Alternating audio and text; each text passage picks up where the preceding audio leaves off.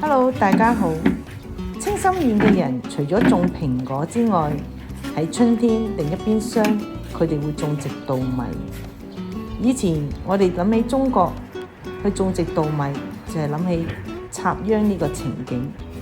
但日本清心園嘅人係點樣去種植稻米，同埋佢哋個過程係點樣嘅呢？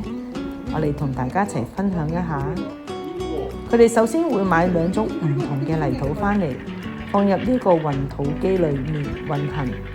運行完嘅泥土呢，佢哋會放入一個長盤裏面啦，一盤一盤咁樣放喺度。然後佢哋會用一個輸送機去播放種子嘅，可以平均咁樣播放。喺呢個時刻，清心園嘅人呢係好齊心，佢哋會互相幫助大家去做呢個過程。之後啲米種子就會移送到去一個溫室保護區去發芽。咁喺發芽前，佢哋要幫佢哋淋足夠嘅水分，令到啲種子有足夠嘅水分去發芽。淋完水之後，佢哋就會幫佢哋蓋上一個薄膜，等佢哋容易啲去發芽嘅。清心園嘅人係咪好細心呢？佢哋會檢查一下有冇冚好嘅。好快就1個月有多啦，啲米種子已經開始長出芽，綠油有一片，幾靚。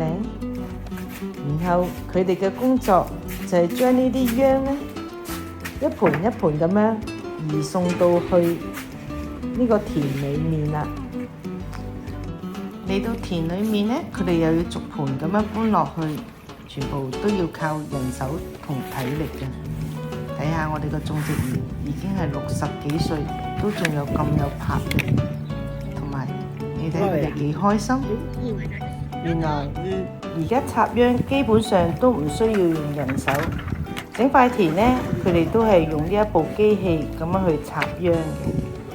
但係呢部機器呢，有一樣弊處，就係周邊佢哋係落唔到秧嘅，咁就要辛苦我哋嘅種植員要幫周邊用人手去插秧啦。眨下眼，用機器呢，整塊田已經插滿晒秧，有待佢哋今年又係收成滿足啦。